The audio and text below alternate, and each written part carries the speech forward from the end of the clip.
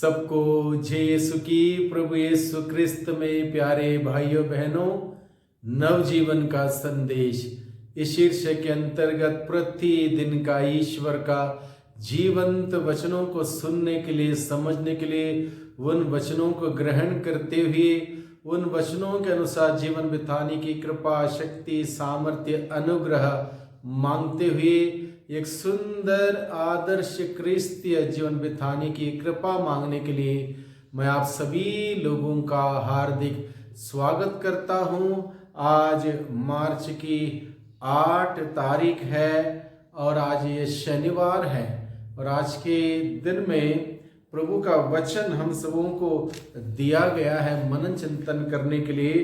संत लूकस के द्वारा रचित सुसमाचार अध्याय 5 पद संख्या 27 से 32 का प्रसंग है। इस प्रसंग में मुख्य रूप से हम लोग देखते हैं पापियों की खोज करने वाला ईश्वर, पापियों की खोज करने के लिए इस दुनिया में आया हुआ ईश्वर हर एक व्यक्ति को बुलाता है और हमारी पुकार को सुनता है, हमें आनंद और खुशियों से भरना चाहता है और वही आनंद और खुशियों से भरे रहने के लिए, बने रहने के लिए प्रभु हम सबों को बुलाता है।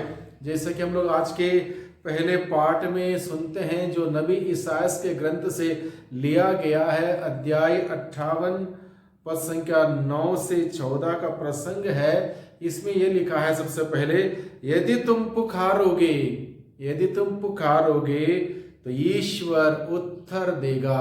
हमारा ईश्वर पुकार को सुनकर उत्तर देने वाला प्रभु है। उसके कान बहरे नहीं हुए हैं, वो सुन सकता है। और आज के पाठ के द्वारा हमें बताया जा रहा है, यदि तुम पुकारोगे, यदि मैं प्रभु को पुकारूंगा मेरी जरूरत में, मेरी आवश्यकताओं में, मेरी दुख दर्द पीड़ा मुसीबत में, यदि मैं उस ईश्वर को पुकारूंगा, वो ईश्वर जो मुझसे बेहद प्यार करता है, वो वादा करता है कि मैं तुम्हारी पुकार सुनूंगा, मैं तुम्हें उत्तर दूंगा।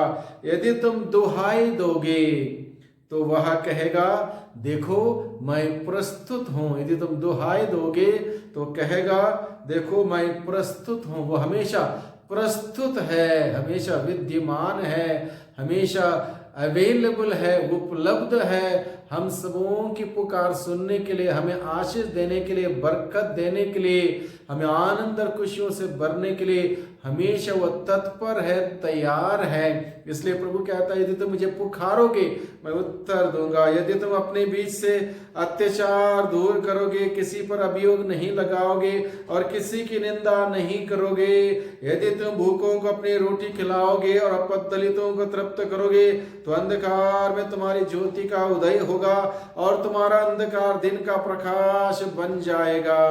प्रभु निरंतर तुम्हारा पथ प्रदर्शन करता रहेगा। वह मरुभूमि में भी तुम्हें तृप्त करेगा। चाहे हम मरुभूमि में क्यों ना हो या मरुभूमि जैसे परिवेश क्यों ना हो, तब भी हमारा ईश्वर हमें तृप्त करेगा। जिसने इजरायली जनता को मरुभूमि में खिलाया पिलाया, वो ईश्वर कहता है वो मरुभूमि में भी तृप्त करेगा और तुम्हें शक्ति प्रदान करता रहेगा, बल प्रदान करता रहेगा। तुम सींचे हुए उद्यान के सदृश बनोगे, जल स्रोत के सदृश जिसकी धारा कभी नहीं सूखती। तब तुम पुराने खंडहरों का उद्धार करोगे और पूर्वजों की नींव पर अपना नगर बसाओगे। तुम चार दीवारी की दरारें पाटने वाले और टूटे फूटे घरों के पुनर्निर्माता कहलाओगे। यदि तुम विश्राम, दूसरी बात प्रभु मुख्य रूप से कहता है, यदि तुम विश्राम दिवस का नियम भंग करना छोड़ दोगे। विश्राम दिवस यानी कि साबत का दिन, इतवार का दिन, और इस दिन को लेके बहुत बार लोग बड़े लाइटली लेते हैं, यूं ही लेते हैं चलो आज बारिश आ रही, आज ज़्यादा धूप है, आज ज़्यादा गर्मी है, आज ज़्यादा ठंडा है, अनेक बहाने बनाते हुए लोग चर्च जाना छोड़ देते इतवार के दिन। इसलिए प्रभु का वचन आज के दिन में बताता है यदि तुम इतवार के नियम का उल्लंघन करना छोड़ दोगे, साबत के दिवस का नियम को भंग करना छोड़ दोगे, विश्राम के दिवस का नियम भंग करना छोड़ दोगे और उस पावन दिवस को कारोबार नहीं करोगे, यदि तुम उसे आनंद का दिन, प्रभु को अर्पित तथा प्रिय दिवस समझोगे, यदि उसके आदर में यात्रा पर नहीं जाओगे, अपना कारोबार नहीं करोगे और निरर्थक बातें नहीं करोगे, तो प्रभु तुम्हें आनंद से भर देगा। मैं तुम लोगों को देश के पर्वत प्रदान करूंगा और तुम्हारे पिता याकूब के विरासत में तृप्त करूंगा। यह प्रभु का कथन है। प्रभु इस प्रकार से वादा करता है यदि हम प्रभु के आदेश के अनुसार चलेंगे, विश्राम दिवस का नियम को भंग करना छोड़ दोगे, प्रभु हमेशा हमें आशीषित करेगा, अनुग्रहित करेगा, अपने बरकतों से हम सबों को भर देगा। और आज के सुसमाचार के द्वारा प्रभु हमें बताता है, जो कि लूकस के द्वारा रचित सुसमाचार अध्याय 5 पद संख्या 27 से 32 का प्रसंग है। इसमें प्रभु का वचन कहता है, इसके बाद यीशु बाहर निकले, उन्होंने लेवी नामक नाकेदार को चुंगी घर में बैठा हुआ देखा और उससे कहा मेरे पीछे चले आओ। लेवी को प्रभु ने बुलाया, पीछे आने के लिए कहा और वह तुरंत उठ खड़ा हुआ और अपना सब कुछ छोड़कर ईसा के पीछे हो लिया। जब ये लेवी को बुलाया, लेवी ने देर नहीं की, तुरंत सब कुछ छोड़कर प्रभु के पीछे हो लिया। लेवी ने अपने यहाँ ईसा के सम्मान में एक बड़ा भोज का प्रबंध किया।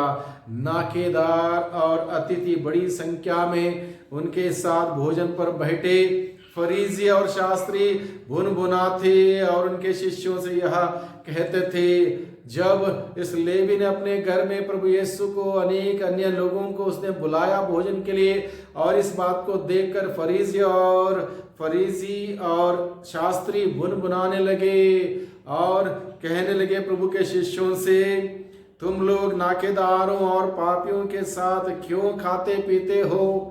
ईसा ने उन्हें उत्तर दिया, निरोगियों को नहीं, रोगियों को वैद्य की जरूरत होती है। मैं धर्मियों को नहीं, पापियों को पश्चाताप के लिए बुलाने आया हूँ। प्रभु यीशु आज के सुसमाचार के द्वारा बताता है कि हर एक जो व्यक्ति पापी है, गुनहगार है, अपराधी है, दुनिया की दृष्टि में चाहे कितना ही घृणित क्यों ना हो, कितना ही बुरा क्यों ना हो, कितना ही नीचे गिरा हुआ क्यों ना हो, ईश्वर के लिए हर एक व्यक्ति महत्वपूर्ण है। वो नहीं चाहता एक व्यक्ति भी बर्बाद हो, एक व्यक्ति भी खो जाए, एक का भी विनाश हो, ईश्वर नहीं चाहता। इसलिए प्रभु कहता है, निरोगियों को नहीं बल्कि रोगियों को